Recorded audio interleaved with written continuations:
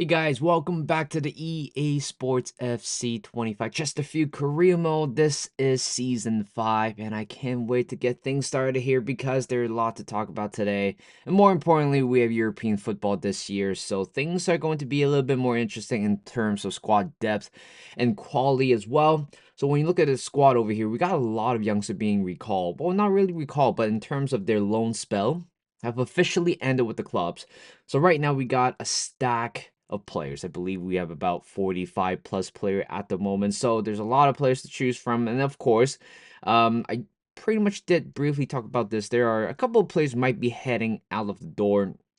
But the fact that we have a lot of youngsters in the team right now, we just trying to integrate some of them into the squad. Yes, this is a youth academy, kind of a youth academy road to glory kind of series. So I gotta, implement that perfectly into our team. But in terms of who is going to be selected per se, selected to be in the squad is really important because again, some of the right now we have 38 million pounds to spend, which is not a lot to be honest. I thought we are going to spend a little bit more, maybe about 50 plus type of budget, but I think right there it also shows the fun part, the challenging part of a career mode like Chesterfield. A team that doesn't really have a lot of financial power.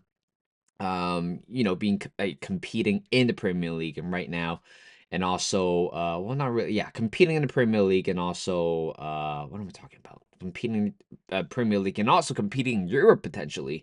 And by the way, there's a few players that the young players especially, the ones with the potential tag.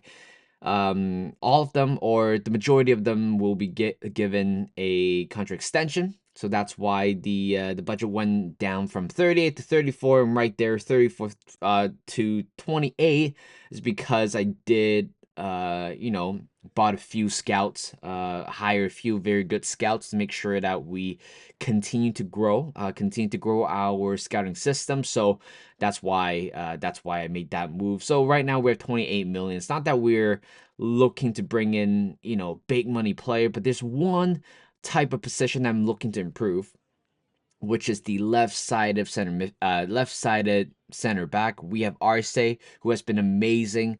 But for us to compete in Europe, I know he's a young player, 20 euro, but based on the stats I'm looking at him, I think he's peaked right now. So I think that part, the left center back role, is going to be strengthened no matter what. But in terms of how we're going to strengthen it, that is going to be a problem because we only got 25 million. By the way, we signed a couple of free agency player. We signed a goalkeeper, and we also signed a youth academy, not youth academy player, but young player Christian Beck from Poland, 21 euro, 75 rated, has the exciting prospect tag on him, and you just gotta go to the free agency market once in a while. I know right now it's hard for us because we're, improving as a squad. We don't really need free agents market to help us. But in terms of getting good players, I mean, if you want to get somebody that's 75 plus, Premier League proven, that type of rotational player, that, no problem about that. You can go for it. But in terms of looking for first team player that, be your star player, you can't really look into that market, unfortunately. And yeah, we got a few outgoings already. One of them is Mpeyu, which we signed a year and a half ago. He will be going to Villarreal, I believe, so for 3 million. And there's a few players that are going out on loan again. And of course, we have sold, or we're on the verge of selling a young player to Liverpool. So it's kind of kind of a segue, right? We signed Nyoni from Liverpool, and right now they sign, I believe it was Hicks from us. So I think we're doing them a favor, but I don't understand why they are looking at young players at the moment when they have a fully established squad, unless they're building for the future. We receive an offer coming in for Kenny Tete from Spurs. I'm okay to let him go at the moment, actually. 12.5 million for 12.5 million for the Dutchman. Totally okay with that. Samsana, which there was contract talks in the last, the end of the last season.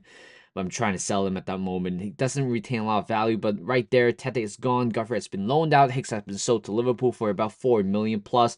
And right now, this is the more established part of the career mode where we're actually selling young players to different teams for profit. These things or these players are going based on profit. And there's one player that I'm not willing to go, which is Lucas Williamson, because he has the potential or has potential to be special tag on him, which means he's going to be about what high 80s, low 90s, which is exactly what we want from this career mode. And Fendapol I wasn't thinking about leaving, selling him, but a good offer comes in, 15 million.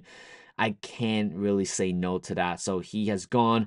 A few more players going as well. Julian Van Dam, the striker, has gone for 5.5 million. Van der Poel has confirmed he will be departing the club, going to the German RB Leipzig club for 15 million, and more offers coming in.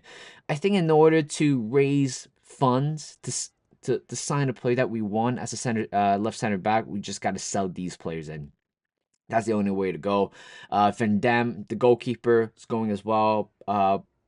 Parmentia, it's going as well after spending a couple of years alone in Birmingham, I believe so. But we're selling them for 7.5 million, about that range. But Michael Murphy, newly promoted player, is going out away on loan for 2-year loan. Parmentier going for 7.5 million, and as you can see, I'm sure right now we got a lot of money coming in, right? 7.5 million for both goalkeepers, and that's the beauty of it. After selling at least 5 or 6 players, we have 78.7 million pounds to spend, and we got to turn our attention to incomings right now after selling a lot of players out. I was thinking about Castello Lucaba, but unfortunately, it's way too expensive. 87 million. We simply don't have the money for that. So we do have our second choice, which is Murillo, former Nottingham Forest man, playing for Brentford at the moment, and we're signing him for about 70 million, 65 million, I believe so. But again, he is going to be a big time play for us. 86 rated, 5'11". I wish he was a little bit taller, but again, he's a star player for us. I'm happy to bring him in. We just need a high quality left side center back, left footed as well, and I found him. Murillo, welcome to the club. Welcome to the Chesterfield family. Doesn't have a tag on him, which is totally fine. I think he possibly have peak at the moment, 86 rated, and look at the Youth Academy scouts right now at the moment, and of course we're going to promote a few players up very soon. Looking from South Africa, England, and also Vanuatu, a Pacific island. There's no reason why I there's not specific reason why I chose this country. It's just I wanted to, be a little bit more diverse in terms of, the squad that we have, the youth academy that we have. But right there, this is going to be another patch of young players being called up. Nash coming up, Wilkie coming up, Kyle Johnson, a highly anticipated goalkeeper, being called up as well. Stephen Alexander from Vanuatu has been called up as well. And we also call a couple of Moroccan players. And Kyle Johnson, it's possibly the best bunch out of them. Tamawi is also another great player as well, an exciting prospect, left-footed defender. And we also have Balduani, I think that's how to pronounce his name, has potential to be special. I think this batch of newly graduated players are just amazing. Connor Nash has been in the youth academy system. If you guys did watch the series or episode by episode, you guys probably know that Connor Nash has been in the system for a while now. I believe could be his fourth season with the club, including in the youth academy. Looking at the table, I think Leeds United being called up. Actually, no, what I'm talking about. Leeds United definitely not being called up. Wolves are definitely being called up. Actually, I kind of lost track right there. First game, it's around the corner. We got Manchester United away. I'm very excited for that. We also got a few more offers coming in, especially for Cameron Archer. I'm not really looking to sell him. That's the thing, because we do have 3 very good quality attacking players with European football, which means more fixtures are being added to the season.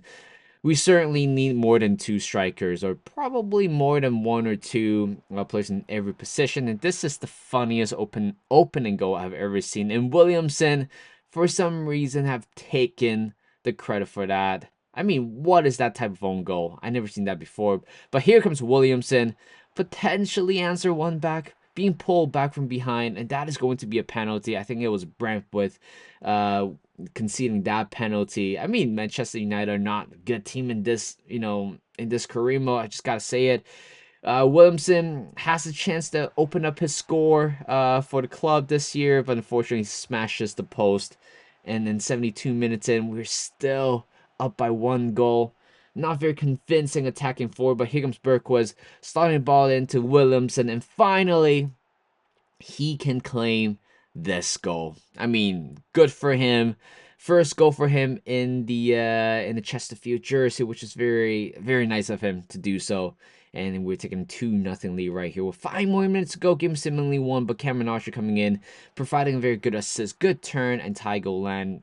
Out of all the players, he have scored yet again for us, the attacking box-to-box midfielder that I've been craving for since season 1. And it's 3-0. Game is done and dusted, but again, we're still hungry for more goals. Shaparenko sliding the ball through. What a great finish by Cameron Archer. Thank God I did not sell him. I'm not looking to sell him until possibly next season. It's hard to tell right now with the squad that we have, but in the end, what a way to open up the score, open up the season here with a 4-0 win against Manchester United. How the almighty have fallen. And that is pretty much it for the start of season 5. Thank you guys for watching. Hope you guys enjoyed this video. Like this video, subscribe to my channel, and I'll see you guys in a bit.